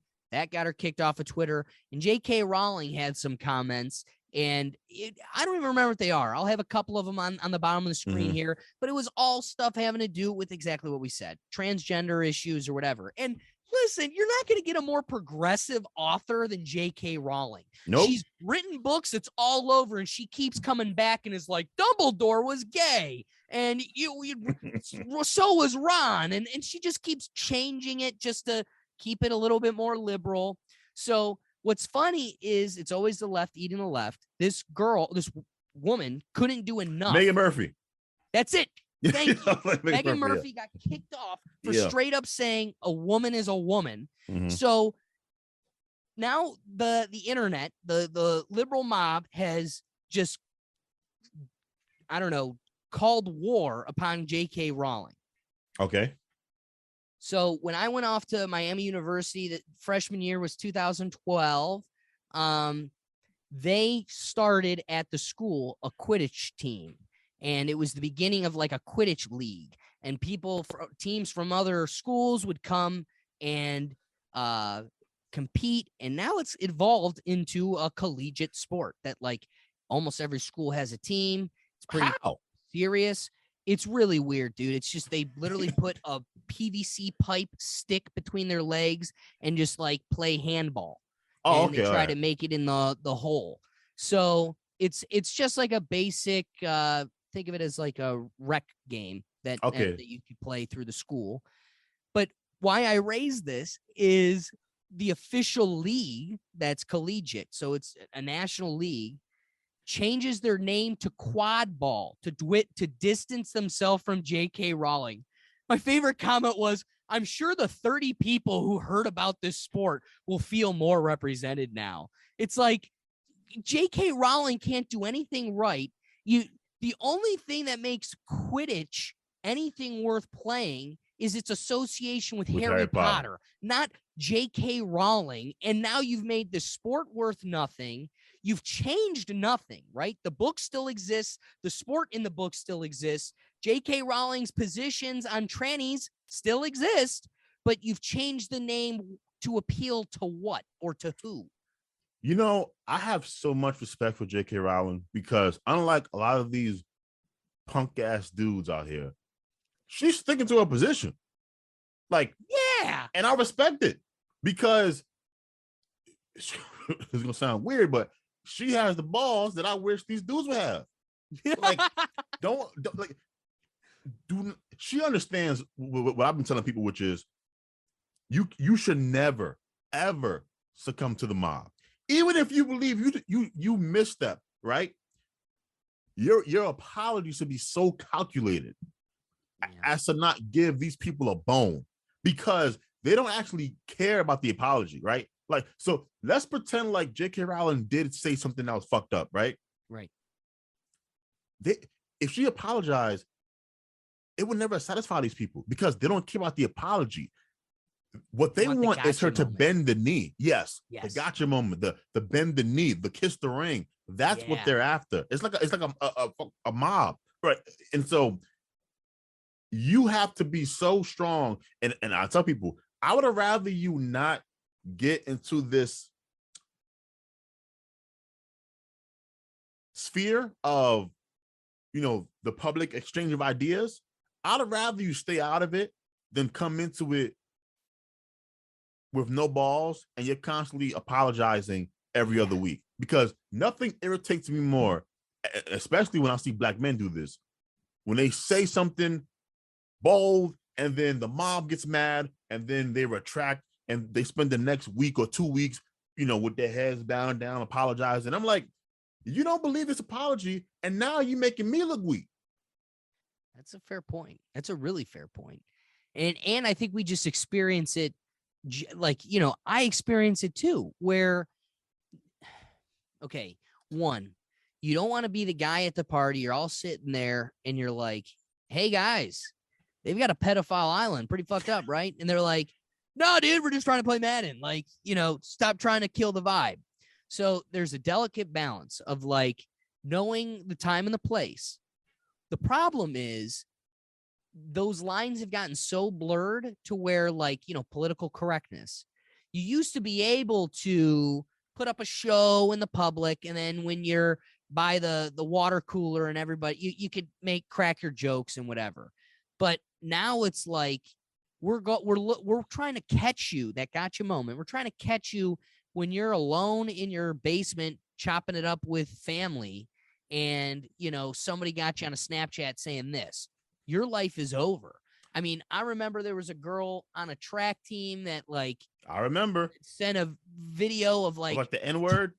I think she put like shoe shine or shit on her face. This was when, but remember, there were people like Jimmy Kimmel who were doing blackface on television, and then there was a point at which that was a problem and it stopped. So at the point that kids just being kids, stupid, but that person was made an example of. We took this college girl, we got her life ruined, took her out of college, and now it's a social rule. Cannot do this anymore. And people start falling in line and doing it. I always said the quickest way to defeat something like the N-word. I know this is going to really agitate people, but I was just chopping it up with some friends yesterday. We're on a hike, and I go, you know where we went wrong? There was a period in time where, I'm sorry, they retrained racism into my generation. I really believe that. I think it was pretty much gone. We were listening to black people and not thinking they were different, right? I didn't have Eminem next to Lil Wayne on the iPod Generation 1 and thought there was any difference between the two. That, like, wow, this is cool. He's empowering black people. And wow, this other guy, he is me. That's my team. I didn't none of those narratives existed. That had to be retrained into me. And at that same time where none of it existed, all of us were on the same school bus where we actually had headphones that went to the device, and we were sitting there going, I dropped the world and, and drop it on his mind and saying a word out of glee, right? Very weird. And then somebody said, the Kendrick Lamars of the world wanted to make fools of white people corny. and hang them publicly for something they profited off of. And at that point where I think we really screwed up as a society, and that's where my position is, people just didn't want to step out. Just don't come for me. So if that's the rule you want, because again, I don't need to say it. So whatever the rule is, I'll do it. I think where we should have gone was, there's a dictionary definition of this word. It means lazy, unproductive. We should have started calling white people it. We should have started calling the shit of the world this word. And then we get to read. Now that's truly recommandeering and changing a word. Like, if you want to take this word and rejuvenate it, or I don't know, whatever the insert the narrative. Reclaim the power of the word. Reclaim the power. Call us that. Call the shitty members of society what they are. But now we've got another tool of division. Another excuse for me to punch you, and the court will go, yeah, no, you deserve to be punched. As a First Amendment, the First Amendment scholar, I do think, obscenity laws would justify that. I agree that if currently in 2020, if you said that word and you got punched, it is outside of your freedom of speech to say that word at this point. But I do think if you were to rewind the clock in 2005, the litigation of that would have been different.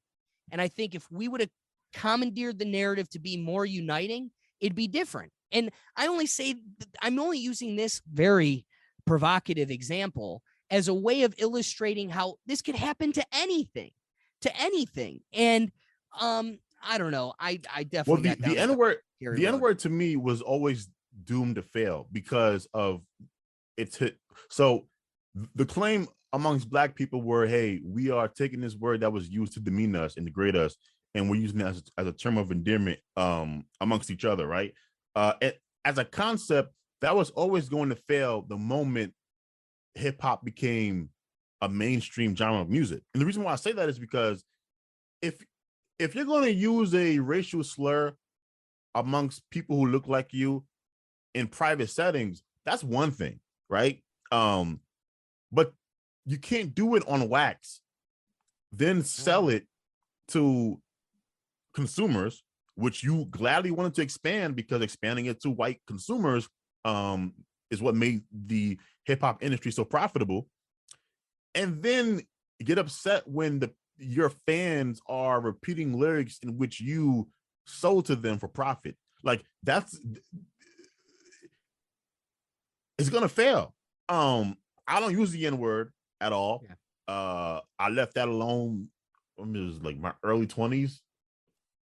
It's not a word that I use in common conversation because, to your point, I recognize that it was a divisive word, and it created more problems than any positive impact that it might have had amongst Black people. The negative impact it had, so on a societal level, just totally outweighed any positivity. And so, to your point, wow, I agree. We were closer to being kind of in a post-racial society around that 2005, 2000. For me, it was Obama. If you watch Obama's first presidential run, Obama is running not as a Black man. He's running as a man who just happens to be Black. There's a big difference. The big difference. If you watch his second run in 2012, he's running as a Black man because he knew it was politically advantageous for him to use his race to gain re-election, even if it damned the country to hell. And that's what he did. And I just want to piggyback off of that to make one further point. With that second term, so again, everybody hates Trump because the way he spoke. I could go on forever about how he left the people that came out to support him out to dry because he had every opportunity to speak out against being racist, or, he spoke in terms that always kept that door open. So he left the people out to dry who supported him. The Proud Boys, stand down, stand by. I looked at my parents and go, we're screwed. He just said that, we're screwed. And my parents are like, you don't get it. And guess what? That became one of the most remembered lines from the debate. So every time he could have had an opportunity to just swat all this shit away, he kept the door open. It kept it vague. But I want to address the Obama point. So people like to take that nonsense of Trump and, on contrast, compare it to Obama and be like, that's just what we want. We want a good speaker. We want somebody that's uniting. And the problem with Obama was he was so eloquent and just a beautiful president in every way that the bullshit he was spoon feeding was just like Ezekiel Elliott. Just people ate it up. Exactly. It's like going on a date. The problem is people never saw, they say Trump was the result of racism backlash of Obama. And the reality is, no, what happened was Obama only spoke to 50% of the country.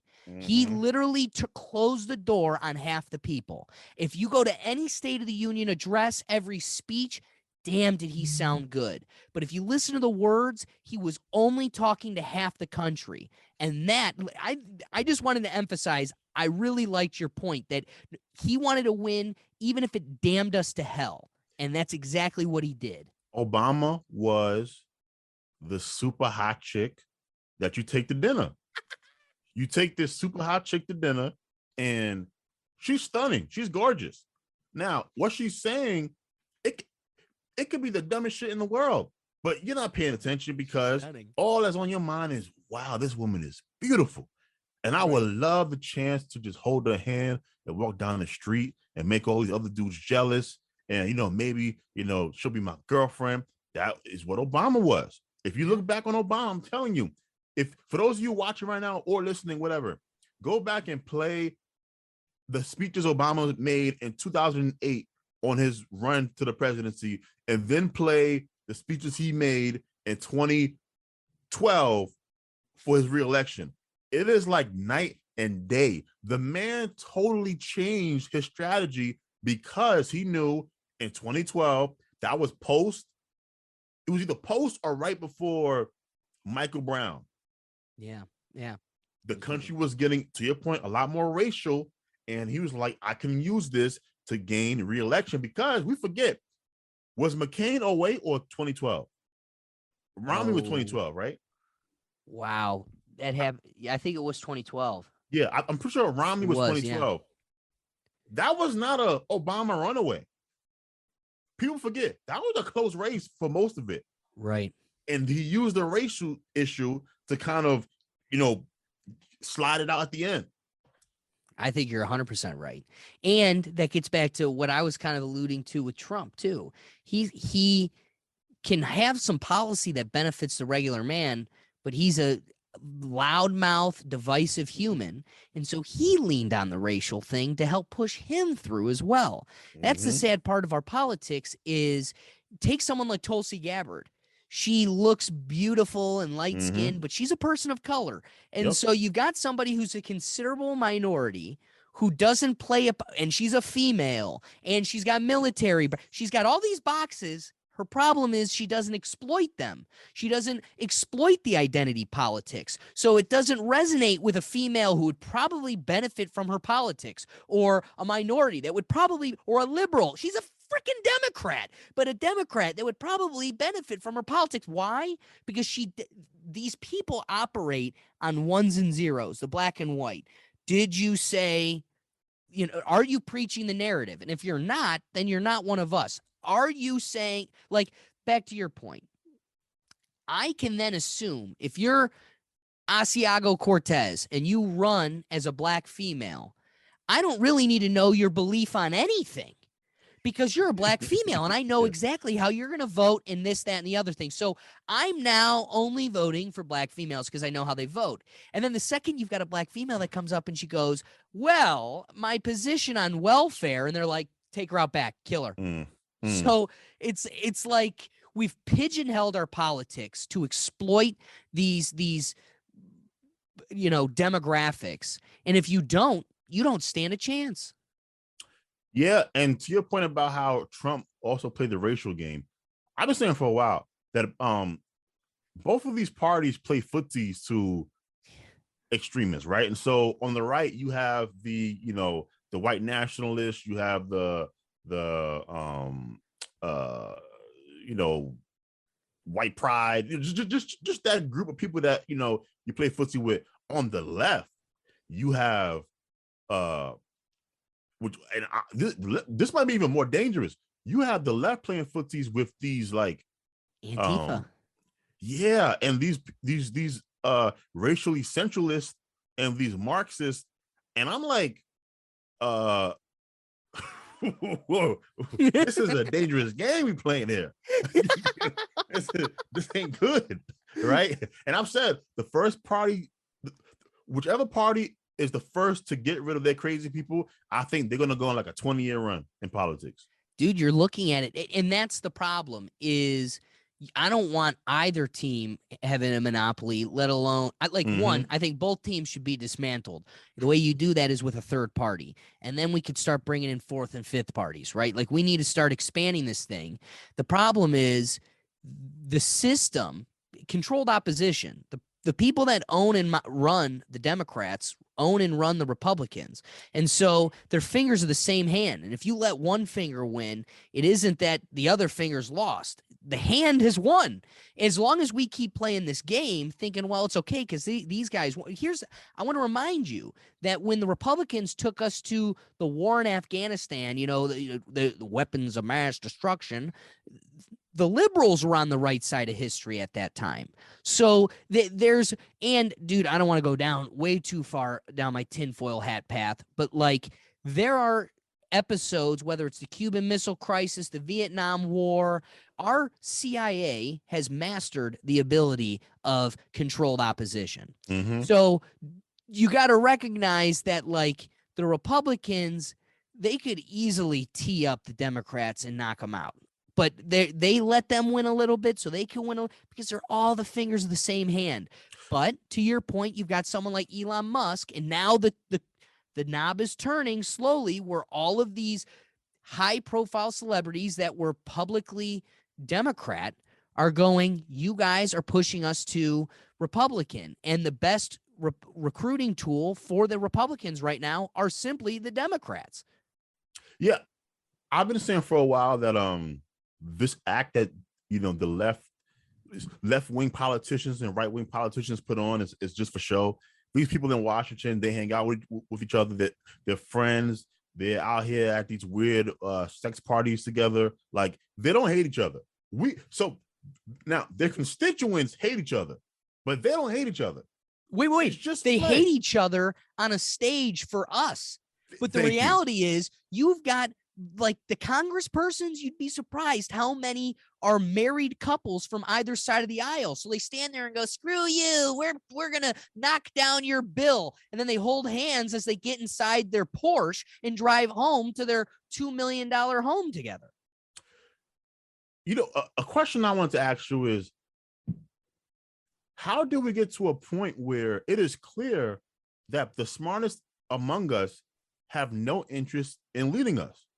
Right? Like, these people are buffoons. You want to know why? Because the smartest people among us want to better, right? They want to help. And they know the system's so compromised and the people, it's so spoiled that you're not going to make that change there. I can spend every day on my local municipal court and see the personal effect I have on just one person's life today versus a system that is so corrupt that it's damning us en masse, right? Like, so to me, I agree. But to your point, you go, well, why wouldn't that person want to make the greater difference and go to the greater level to make a greater change? The problem is, back to why I want less gatekeeping, why I want to make this as accessible to the regular American civilian as possible, because you have to literally sell your soul to get in that position. So when you go, wow, why are they so compromised? Well, it's because they had, go watch, I don't know if it's still available. I'd be amazed if they would let us still have access to this information.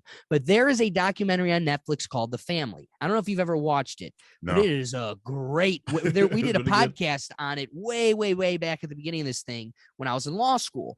And it's a documentary on how our politicians are like a fraternity, and they had a fraternity house essentially, and then a fraternity house that, like, think of them as interns, they would go live at. It didn't, say there was a lot of abuse, but there was a fraternal, like, hazing, where they had to clean all the stuff. They were like the shit bags of the politicians who are supposed to be highly sophisticated members of society. And these kids would deal with just the brunt of it. I mean, I'm being very flowerful in the language I'm choosing because it's very gruesome and very dark. And they're able to get away with it because they're rubbing arms with, the most Richard Branson and the most powerful people in the world. And this is how I get, and then I get to be the next nominated campaign possibility in this local. And then they'll climb me up the ladder. I just got to suck a few dongs and give a few hand jobs, and then I'm good. And the problem is, you and I are we would have the greater effect. Our heart is in the right place and we just want to help. But you and I never get there because we want to dismantle a system where other people are like, fine, I see the game. I'll go and I'll go around the board and pass go, collect $200, give a couple hand jobs, as long as that means I get to be the person then one time. So it's weird. We're dealing with compromised people in a totally demonized system. It's just wild to me that we went from George Washington, Thomas Jefferson, James Madison, Benjamin to these clowns now. Can I say something? Yeah. I think this has always been compromised. Think about this. How many dead guys have been president, right? Like, we got a dead guy running the country. A dead guy is calling the shots. I put a poll on the Rethink Tank of what was it that he did? He said something. No. I just wanted the poll. So I literally just put a picture of him. I put the poll up and I asked, is Joe Biden proof that there actually is a deep state running the country, right? Like there's this narrative of a deep state, because again, the agencies that call all the shots, that get to create laws outside of Congress, the CIA, the NSA, all of them, the NC, all of them, the NSA, all of them, they get to make laws outside of Congress. We didn't elect them. There's no term limits. They're the ones debriefing the president. The president finds out all of, okay, so here's the deal with Iran. Do we bomb them? Well, they're the ones giving him the narrative, the information to consider. We didn't vote for those people. Those people are career. They're there forever. It doesn't matter if Obama wins or Trump wins. That guy's the same. And so what emphasizes to me a deep state that's really running the country, that's outside of our election, is a dead guy. You got a dead guy who can't even say. Today, it comes up that he's got COVID, and he had a speech today where he accidentally said he had cancer, and they run that back. They're like, no, he didn't really mean it. Well, both of those things to me would say that there's grounds for a formal medical evaluation, considering you did a formal medical evaluation on Trump because you said he ate too many cheeseburgers. So I'm just saying, you like to say that the medical evaluation's corrupted, but for some reason, they're doing everything they can to avoid that for Biden, because it's probably a little more accurate than we're willing to believe. Now, I just want to say, how likely is it? We're living in a world now where I'm seeing every video of that dumbass talk. He can't even ride a bike in a park by himself without somebody catching a video of him doing his most foolish moment, right? He falls off a bike and it's international news. So think about how lucky we are to have all of, like, they can't hide it from us. But think about a day where Abraham Lincoln is debating Frederick Douglass and 100 people get to see the debate. That's it. And then the rest of it's on print, on the printing press across the country. And for this campaign to get its message from Ohio to Wyoming, they got to hop on a train and travel for 40 hours. Like, it's not just post on Facebook. It's in every state, everywhere. So I'm worried that this system has been compromised longer than we've been led to believe. And they've been able to get away with it because we've never had the ability of instant accountability like we do today. So I agree that it's been compromised. I guess what I'm saying is, if I have to deal with a compromised system, either way, I'd rather be under the rule of people who are competent. And who determines that? How do we determine that? Oh, for me, I judge it by effectiveness, right? Like, when you look at George Washington, the first president, when you look at, Abraham Lincoln, got in the country through a civil war, Thomas Jefferson, one of the brilliant minds behind the construction of the Constitution. Like, we had people who were like super bright leading us. And I'm like, how do we get here? Well, you want to know why? It's because the super bright are becoming a rarer and rarer breed. We are increasingly getting dumb. Like, we are stupefying our academic system, again, is teaching you the gray areas of your section gender. I mean, there was a point in time now at the same age, I was learning arithmetic and, algebra. At the same time now, that's being replaced because math is racist. You forgot about that. That came out. But now, instead of the racist math that could kind of teach you how to learn and grow your brain, we're going to just teach you how to masturbate and how this is all a social construct. So it's like we're not even growing anymore. I also feel like if you need your teacher to teach you how to masturbate, then give up on life. That's something you discover no matter who you are. Just give up on life, man. Give up. Listen, we could barely even scratch the surface of all that I had for you. So I appreciate your time, and I'd love to get you on again because this was a really great conversation. Yeah, man. Like I said, I this was fun. This is fun. I feel like it was definitely an exchange of ideas. We agree on the problems. We have some agreement on the solutions, but I always enjoy talking to people that don't necessarily agree with my outlook on things, because it helped me like rethink and recalibrate on my own flaws in my argument. It's kind of hard for me to do that on my own.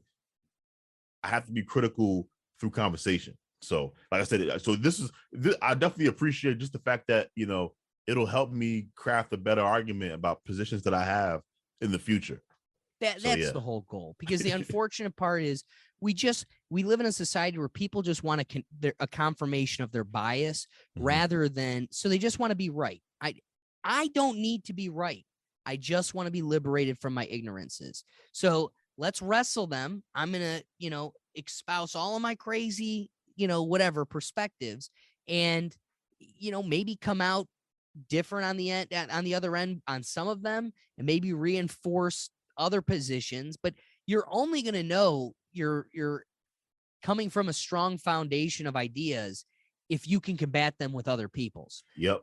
And that's why we need to turn people off, because my ideas won't beat yours. So we just need to turn you off. And your Twitter handle's gone. Exactly. But again, I appreciate the conversation. I hope to get you on again. If you ever need a new thinker on the Cruel Philosopher, you can always hit me up, because I love talking with you, my man.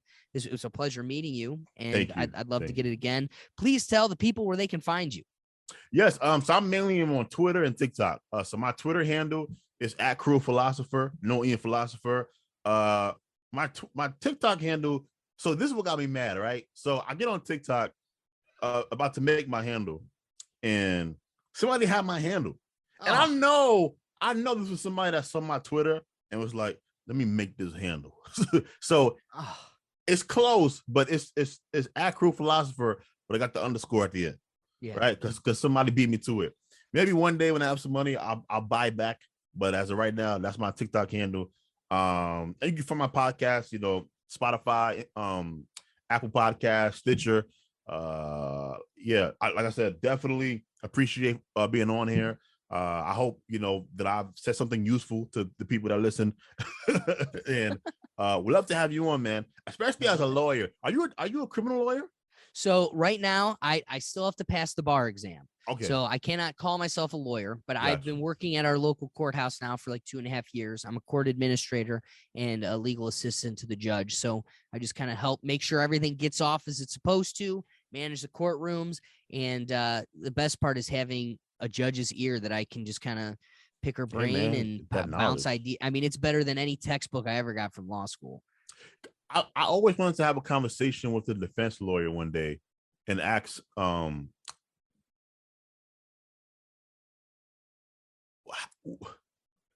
I have no idea if this is unethical to answer, but I would love to ask a defense lawyer, what's the best way to get away with murder? So here's what's interesting. I kind of alluded to it earlier on, but like I kind of always, I did debate in high school. I played football and wrestling and everything, but all of my friends would make fun of me because my true passion was debate. I loved it. And that's what had me kind of sold on, like, I want to get paid to do this. I want to be a lawyer. So I went down that path. And I remember being in grade school. I think one of the benefits I always had was, again, I don't think today's privilege is anything other than a household of parents that care about you. Totally agree. I think that's the privilege today. And one of the blessings I had in this life was a parental household that would challenge ideas, try to just encourage thought experiments. And when I started kind of considering this path, my dad and my uncle, but it started with my dad, they'd always ask, they'd go, what's worse? Is it worse to defend a guilty person or to put an innocent person away? And in my youth, I'd always say it's worse to defend a guilty person. I couldn't get over, you're in the chambers and the guy looks at you and goes, yeah, I raped that little girl. Now go out there and get me off of this. One, now going through law school, learning that would be illegal. You'd be like, don't tell me. Or you'd pretend that they never told you. Yeah. But there's a ethical rule preventing that. But there is, like, the way the shows, Law and Order, all that shit is painted it. That's kind of been our perception. So when I first was wrestling this, I always thought it'd be worse that this person tells me this, and in boldface lie, I get them proven innocent. and save them versus putting a guilty person in, because statistically that's just, that's inevitable. Numbers to system. Like, you're going to have a few people that get caught up in the net is how I looked at it. But then I came to learn, I grew. There's so many layers to this, my friend. There's so many layers to this. One, we talked about how jail is criminal university. So now you've taken what would be a functioning member of society, you've corrupted them, and they're damned for life. They'll also have resentment towards the system, and they'll blame the system. And that'll always be a catalyst against the system. Additionally, there's, again, as a philosophy major, I would go in, this will save this conversation for another day, but there's a lot of philosophical doctrine that I could use to support just the moral compass side of it. It is better to protect the innocent person.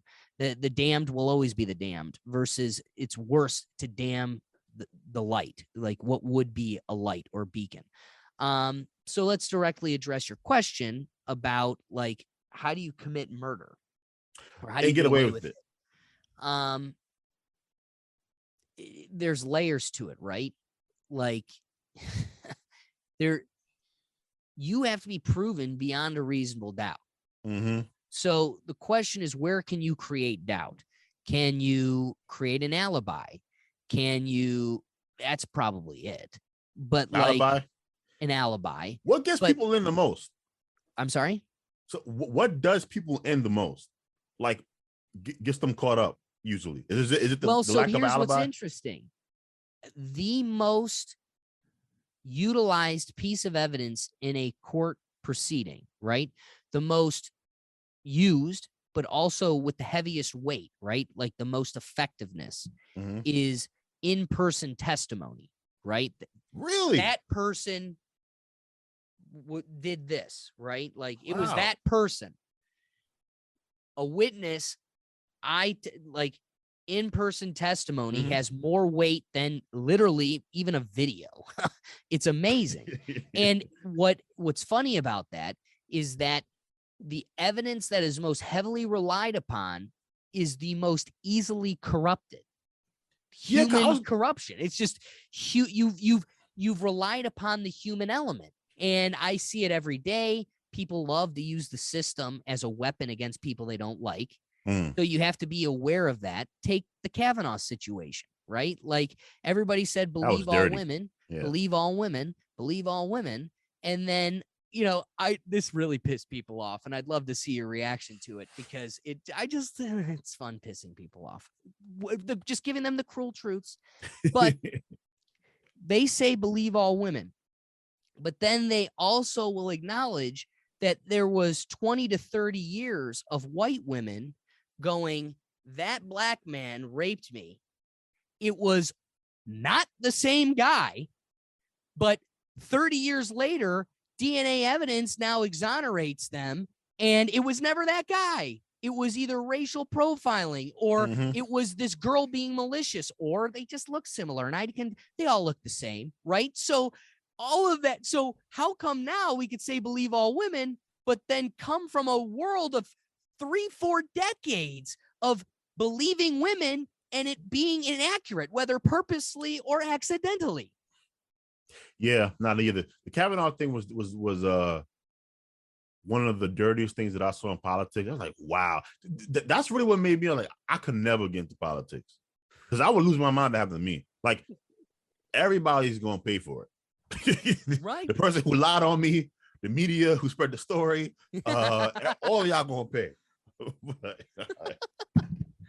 So again, to directly answer your point, maybe it's something we flush out more off the record when you want to actually take out the homie. But like, otherwise, I would say this is all philosophical for me. What's that? I said this question is purely like philosophical. Oh, no. I totally agree. That's why I'm just making light of it. Like, yeah. I fear even treading in that, because people use that. Whether it's something that bites me in the ass down the line, or somebody's like, ooh, and now I've just caused somebody death because they're going to try it. Like, people are insane. And that also comes back to why I raised that philosophical point that was, introduced to me at a young age. To me, I'd rather over that question, the more difficult question and the most socially pressing question, at least in my frame, is how do we prevent an innocent person from going to jail? Agreed. Right? Instead of the guilty person, because that's way easier. One, how do we get the guilty person from not going to jail? But also, it's significantly detrimental to the society. Whereas the more difficult hurdle, but the most important hurdle, is how do we prevent good people from getting caught up in the net? And man, that's a quagmire for another day. Yeah. All right, man. Well, look, I definitely hope to, that you're much success to you in the future in your podcast, man. I feel like you have a lot of knowledge that you can give people, especially with your background. I appreciate that. And keep it even up. I think what we need to do, and you are a beacon for this as well, is it's not so much what I have to offer as what I have to gain from people, and to be a conduit for that and bring people along for that journey. I don't think it's that I have as much to offer as much as, back to your point, you're talking to two human beings with the balls to stand with a position and take the back flat. I mean, the amount of times I've sat there with, a timid guest and I go, but they want to cut off our kids' wieners. And they're like, dude, I checked out. That's too much. And it's like, but they do. And the more we don't talk about it, the more your kids lose wieners. So somebody's got to be able to take it on the chin. And so I don't think it's, I've got the Santa Claus knapsack of answers as much as I'm willing to lose. Hang me up as a punching bag because no one else will. And let's be a conduit for new thought and new ideas. All right. So, yeah, best to leave it there. I'm just, I appreciate it. Yeah, I appreciate it. So real quick, just wrapping up, everybody, if you want to catch out the Rethink Tank and check all of our content, you can find us at our website at www.rethinktankpodcast.com. You can follow us on Twitter, TikTok, or Instagram at the Rethink Tank handle. You'll see it here on the screen, or you can follow me personally. Join the Neuro Gym on the website so we can have a free marketplace of ideas. And otherwise, guys, if we made you laugh or if we made you think, the best thing you could do to support this podcast is share. Common theme that you keep learning from this is both of us are fighting algorithms. People are stealing my man's handle from under him, and he can't even. We need the help, and the help is to help each other. We just want to expand a community. That's the key, is to build a community of people that want to grow with each other. To do that, if you think you got a friend that might enjoy this, send this to them. Send the link. Post on your Facebook. This was free greatness. The best thing you could do to support this then is to share it. Send it to a friend. Share it on your Facebook. Otherwise, we catch you on the next episode. And Cruel Philosopher, thank you again. Keep being cruel. Check the truth and keep these people in line. And my friends, we'll catch you on the next episode. Peace. All right.